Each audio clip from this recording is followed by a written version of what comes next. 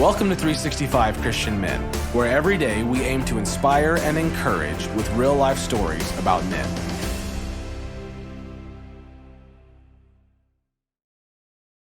October 24th, Bruch, Olson. Bruch is a Scandinavian American Christian missionary, best known for his work in bringing Christianity to the Motilone Indians of Colombia and Venezuela. But on his very first trip into the jungle, Bruch walked in circles for hours, and when he stopped for the night, he had no machete, not even a tool to open his can of sardines.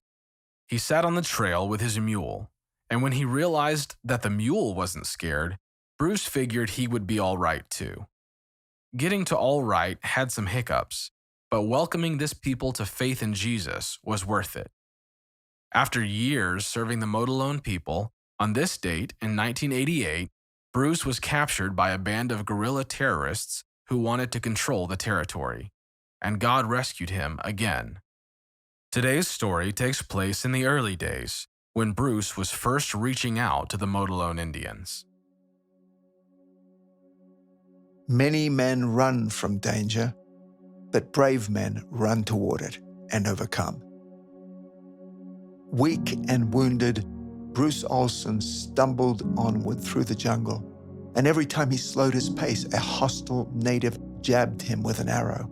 They led him forward to a clearing and then locked him up in an Indian longhouse. For days, he suffered there. An infection had spread from an arrow that had been pulled out of his thigh. His stomach ached from hunger, and pungent smells of burning monkey fur and parrot feathers gagged him. He was held captive for a month, but it seemed like an eternity.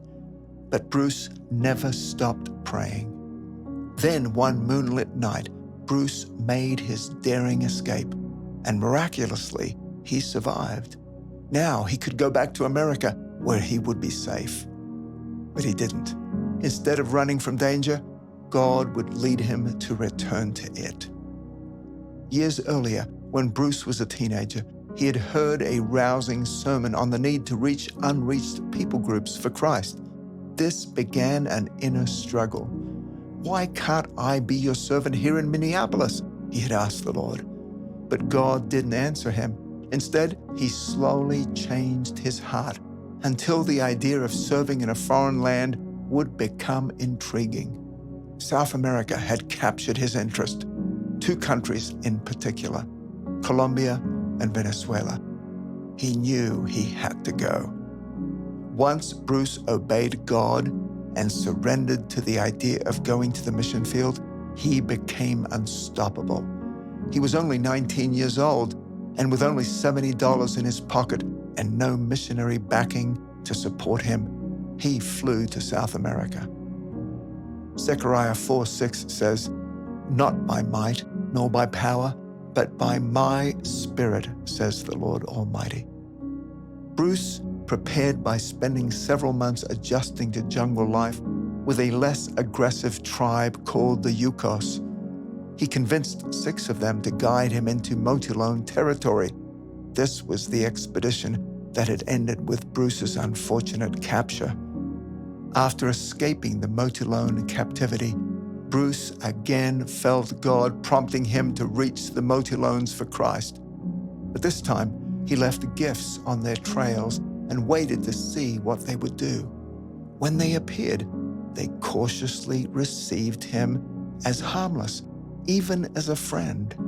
God had granted Bruch's acceptance into the tribe. The Motilones even gave him a name, Bruchko. Incredibly, the Motilones had held an ancient belief that a tall prophet with yellow hair, just like Bruch had, carrying banana stalks would one day appear and lead them to God. Knowledge of God would come to them, they felt, through these banana stalks. But Bruch didn't understand exactly what that meant. One day, though, when Bruch and the Motilones were hunting, they talked about the legend, and then they came upon 2 Motilones, one looking for God in a hole and the other over the horizon.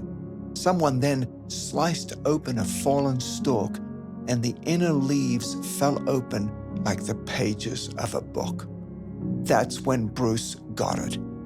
"This is it," he said. "This is God's banana stalk." He then took out his Bible and held it up. Then he proceeded to share the gospel in ways the natives could understand. Eventually, nearly the entire Motilone tribe began to walk on Jesus' trail through faith in Jesus Christ. No one could ever have suspected that a nearsighted, blonde, unassuming teenage boy would leave the United States to reach a tribe so fierce and isolated that he would be the first to contact them with the gospel. Yet Bruce Olson believed he was called to be like Jesus wherever it would take him, and he went. Jesus said, "I am the vine, you are the branches. If you remain in me and I in you, you will bear much fruit. And apart from me, you can do nothing." John 15:5. With Jesus, we can do anything he asks. Is God asking you to reach out to someone? Take a step of faith toward that person today. Many men run from danger, but brave men run toward it and overcome.